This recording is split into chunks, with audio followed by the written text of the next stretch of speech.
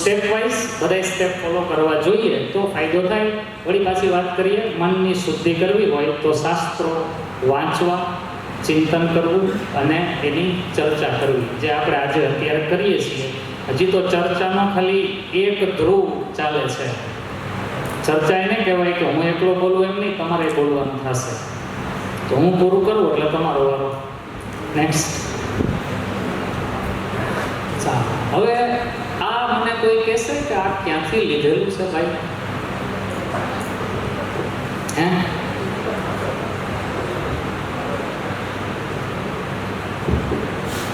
હા, કોઈ એક જણો હાથ ઊંચો કરીને કહો તો મને ખ્યાલ આવે. યસ. શું નામ તમારું? ઈશાન. બેસો. ઈશાનભાઈ કહે છે શ્રીમદ ભગવદ્ ગીતામાંથી લીધેલા આ શ્લોકો છે. બીજા કોઈએ કંઈ અલગ ઓપિનિયન આપવો હોય તો આપો. કોઈ એમ કહેવા માંગતો હોય કે નહીં મને તો આ લાગે છે, તો કયો, વાંધો નહીં. ભૂલ પડે એમાં વાંધો નહીં, પડવી જોઈએ, એનાથી શીખવા મળશે. પણ ઈશાનભાઈ જ્ઞાની હોય તો પણ એની વાતથી ઇન્ફ્લુઅન્સમાં નહીં આવવાનું કે એણે કીધું એટલે વહી જશે, હાલો હું એ જ કહી દઉં, એવું નહીં. તમારો અલગ વિચાર હોય તો બોલો. યસ. વિષ્ણુ પુરાણ. ચાલો, શું નામ તમારું? ધ્રુવ. ધ્રુવભાઈ કહે છે વિષ્ણુ પુરાણમાંથી લીધેલું છે. હજી એકાદો ત્રીજો ઓપિનિયન લઈ લઈએ. યસ. શ્રીમદ ભગવદ્ ગીતામાંથી.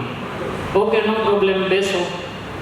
તો ભાઈ પહેલા તો તમને આમ તો ખીજાવવું જોઈએ હવે, અને થોડાક ટપારવાય જોઈએ.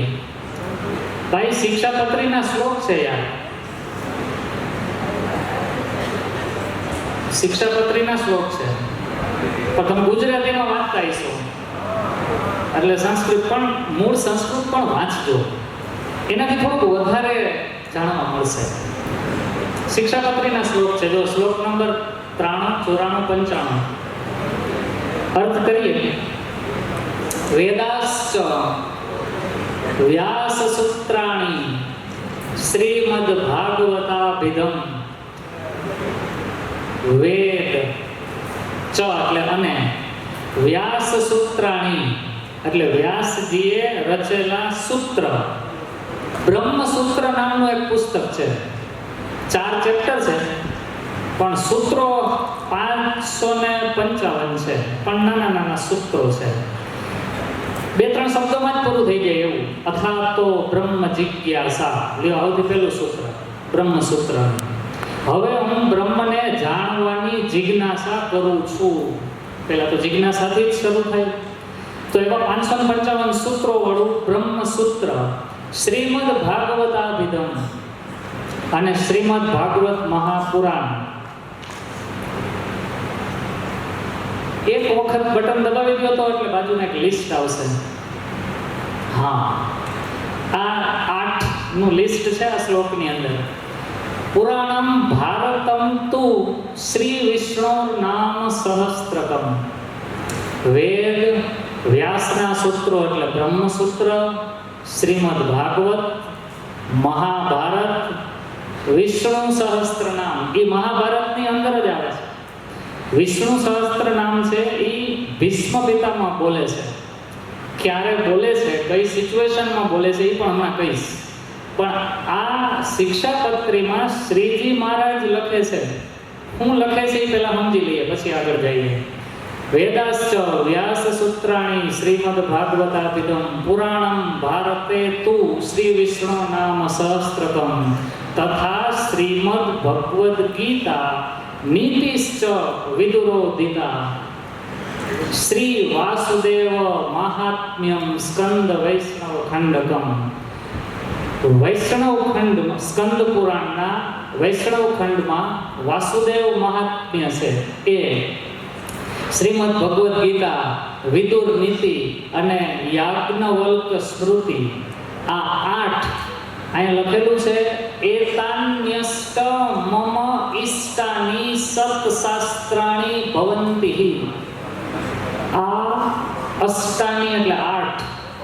આ 8 છે એ મારા મતે સત શાસ્ત્રો છે.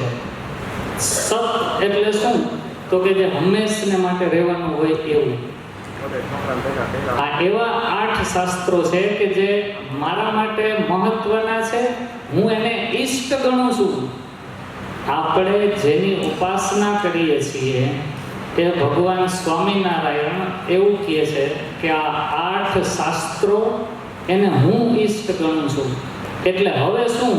તો કે મારા ભક્તો, મારા આશ્રિતો એણે આ 8 શાસ્ત્રોને વાંચવા, એની ચર્ચા કરવી, વાંચતા ન આવડે તો જેને આવડતું હોય એની પાસે વચાવી અને સાંભળવા. આ મહારાજનો આદેશ ચાલ્યો અને એટલા માટે જ આપણે અહીં ચર્ચા કરવા ભેગા થયા છીએ. હવે પ્રશ્ન એ થાય કે મહારાજે આટલું બધું આપણને વાંચવાનું કીધું શું કામે? સિમ્પલ વાત, ભાઈ મારી સદેહે હાજરી હોય તો હું મારા બાળકનું ધ્યાન રાખું, પણ મારું શરીર જ્યારે આ ધરતી ઉપર ના હોય છતાંય મને તો મારા બાળકોની ચિંતા છે જ.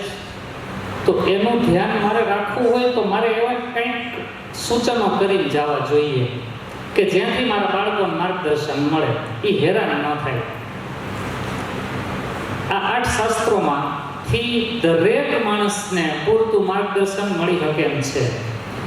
એટલે ભગવાન સ્વામિનારાયણે આ 8 શાસ્ત્રોને સત્શાસ્ત્રો કીધા, ઈષ્ટ ગ્રંથો કીધા, અને મારા હરિભક્તોએ આનું વાંચન, આના ઉપર ચિંતન, આના ઉપર ચર્ચા કરવી જોઈએ કે જેથી એ ભવિષ્યમાં ક્યાંય કોઈ બાબતમાં મૂંઝાયેલા હોય તો શાસ્ત્રમાંથી એમને માર્ગદર્શન મળે.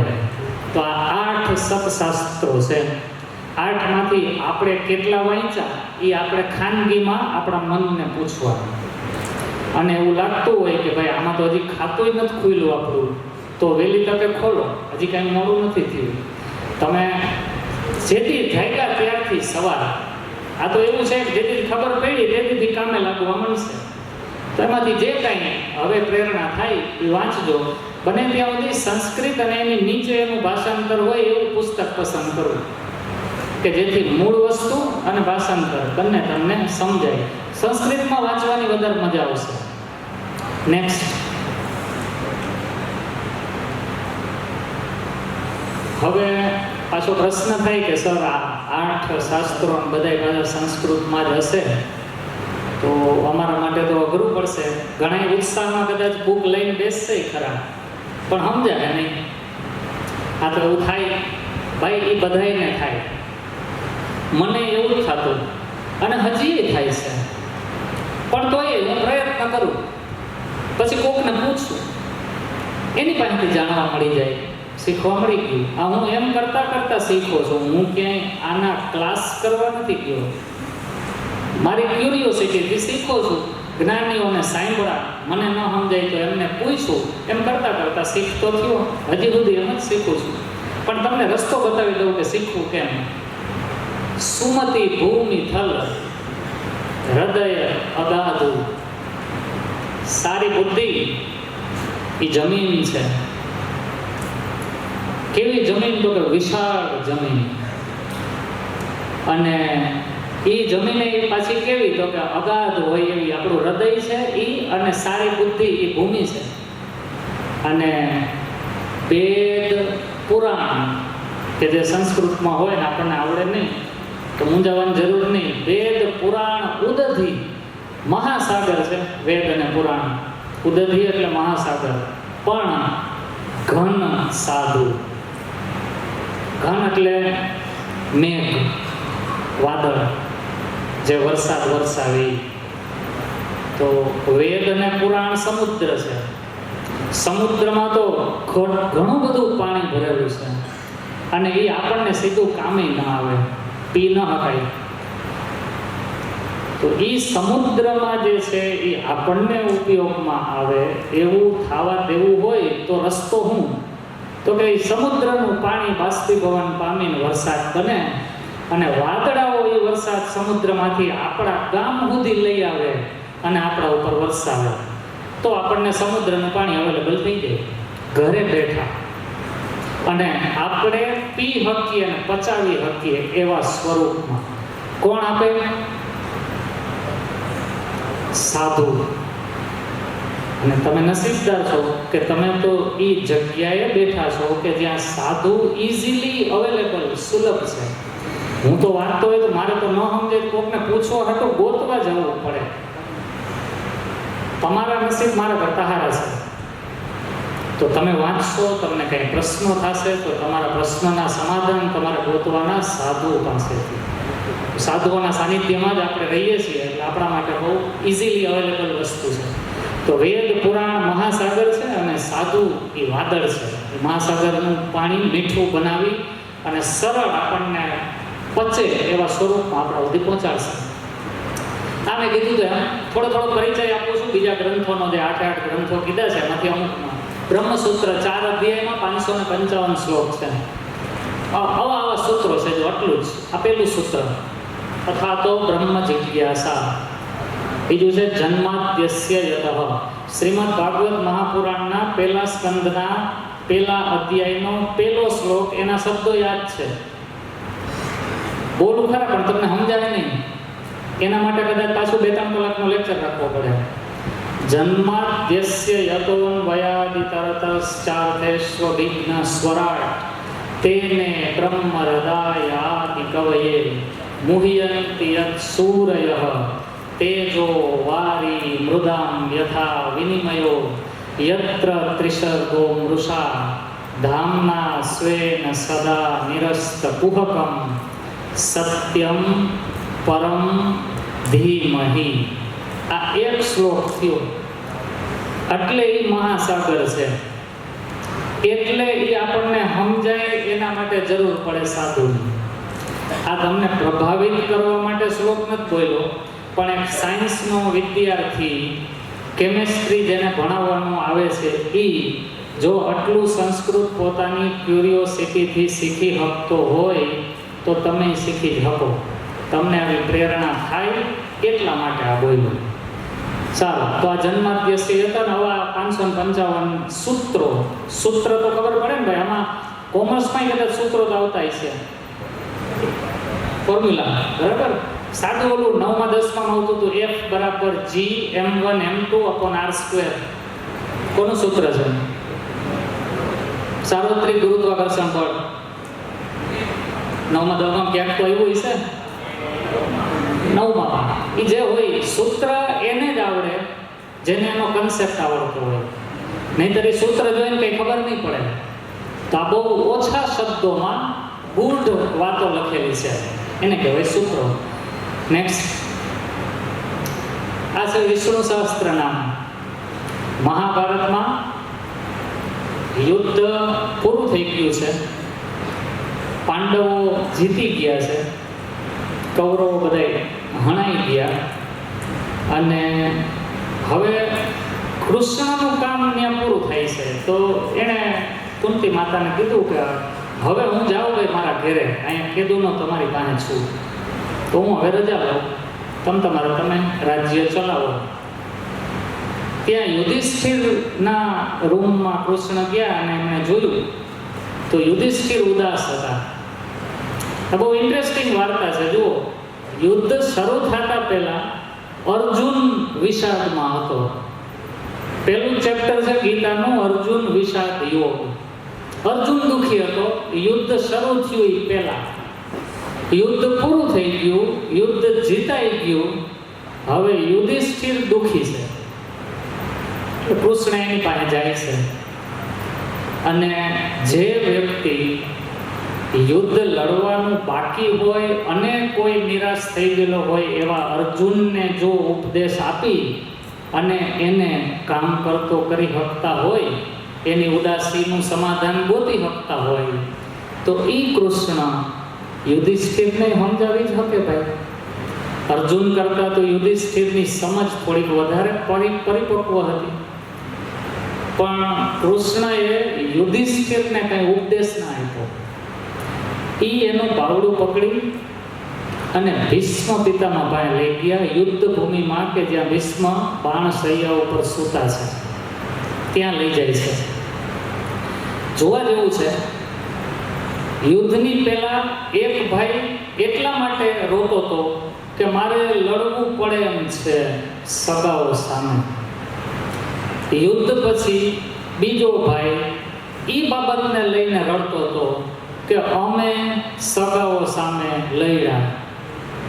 ઓલો પેલા દુઃખી હતો, આ અત્યારે દુઃખી છે. પણ ભગવાને એક વસ્તુ કરી, બધું કામ પોતે ન કરે, અમુક કામ અમુક લોકો પાસે કરાવડાવે. અર્જુનને ઉપદેશ પોતે આપ્યો, પણ યુધિષ્ઠિરને ઉપદેશ પોતે ના આપ્યો. ભીષ્મ પાસે લઈ ગયા. ભાઈ, અમુક વ્યક્તિઓ અમુક બાબતમાં એક્સપર્ટ હોય. પેટમાં દુખતું હોય તો જે કંઈ ડાયજેસ્ટિવ ટ્રેક્ટના સ્પેશિયાલિસ્ટ હોય ને એવા એમડી ડૉક્ટરને બતાવે. પણ ફ્રેક્ચર થઈ ગયું હોય તો ઓર્થોપેડિક પાસે જવું જોઈએ.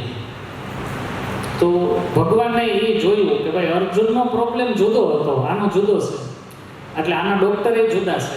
એ ડૉક્ટર છે ભીષ્મ. ભીષ્મ પાસે લઈ જાય છે અને યુધિષ્ઠિર ભીષ્મ પિતામહને પ્રશ્ન પૂછે છે. અહીંથી શરૂ થાય ગયો. એક વસ્તુ બીજી એ નોંધજો, બધાય શાસ્ત્રોમાં પ્રશ્નો છે. કોઈ પ્રશ્ન પૂછે છે, અમે કોઈક જવાબ આપે છે, એટલે આખું શાસ્ત્ર તૈયાર થાય. તો પ્રશ્નો વધારે મહત્વના છે, પૂછાવા જોઈએ. યુધિષ્ઠિર પૂછે છે, કિમેકમ દેવતમ લોકે. 6 પ્રશ્નો પૂછ્યા છે યુધિષ્ઠિરે ટોટલ. 6 તમારી સામે મેં મૂકી દીધા છે. કિમેકમ દેવતમ લોકે. આ જગતમાં, લોક એટલે જગત, જગતમાં એવો એક દેવતા કયો? કિમ વાપ્યેકમ પરાયણમ. એવો એક દેવતા કયો કે જેને આપણે પરાયણ થઈ શકીએ? સ્તુવંતમ કમ. કોનું સ્તવન કરવું જોઈએ, કોની સ્તુતિ કરવી જોઈએ? કિમ અર્ચંતમ. કેનું અર્ચન કે પૂજા કરવી જોઈએ? પછી કો ધર્મ સર્વ ધર્માણામ ભવતઃ પરમો મતઃ. બધાય ધર્મોમાં પરમ એટલે કે શ્રેષ્ઠ ધર્મ કયો તમારા મતે? પરમો ભવતઃ મતઃ. ભવતઃ એટલે તમારું, તમારા મતે પરમ શ્રેષ્ઠ ધર્મ બધાય ધર્મોમાં કયો? કિમ જપન મુચ્યતે જંતુ. જંતુ એટલે આપણે બધા જીવ. કોનું જપ કરવાથી બધાય જીવો મુક્તિને પ્રાપ્ત થાય અથવા મોક્ષને પામે? આ યુધિષ્ઠિરે પૂછેલા પ્રશ્ન. કિમેકમ દૈવતમ પહેલો પ્રશ્ન, કયો દેવતા છે? કેને પરાયણ થાવું? બીજો પ્રશ્ન. ત્રીજો પ્રશ્ન, સ્તુવંતમ કમ. કોની સ્તુતિ કરવી? કમ અર્ચંતમ. કોનું અર્ચન કરવું કે જેનાથી આપણું શુભ થાય? કેટલા પ્રશ્નો થયા? 4 થયા. જુઓ તો પછી, કો ધર્મ સર્વ ધર્માણામ ભવતો પરમો મતઃ. 5મો પ્રશ્ન, બધાય ધર્મોમાં સૌથી શ્રેષ્ઠ ધર્મ કયો? અને 6થો પ્રશ્ન, કિમ જપન મુચ્યતે જંતુ. કેનો જપ કરવાથી આપણને મુક્તિ મળે? મુક્તિ એ પછી શેમાંથી? આ બધું બહુ ગુડ છે, એની ચર્ચા કોઈક દિવસ કરશું પછી. પણ આ 6 પ્રશ્નો યુધિષ્ઠિર પૂછે છે, આપણા માટે કામના જ છે. એ પ્રશ્નોના જવાબો જોતા હોય તો વિષ્ણુ સહસ્ત્રનામ વાંચવું જોઈએ, ચિંતન કરવું જોઈએ, ચર્ચા કરવી જોઈએ. એટલે શ્રીજી મહારાજે આ ગ્રંથને પોતાના 8 શાસ્ત્રોમાં મૂક્યા કે મારા છોકરાઓ આ કોક વાંચે, એ સમજે તો એના 6 પ્રશ્નોના જવાબો મળશે. આ યુધિષ્ઠિરે આપણા હાટો પૂછ્યા છે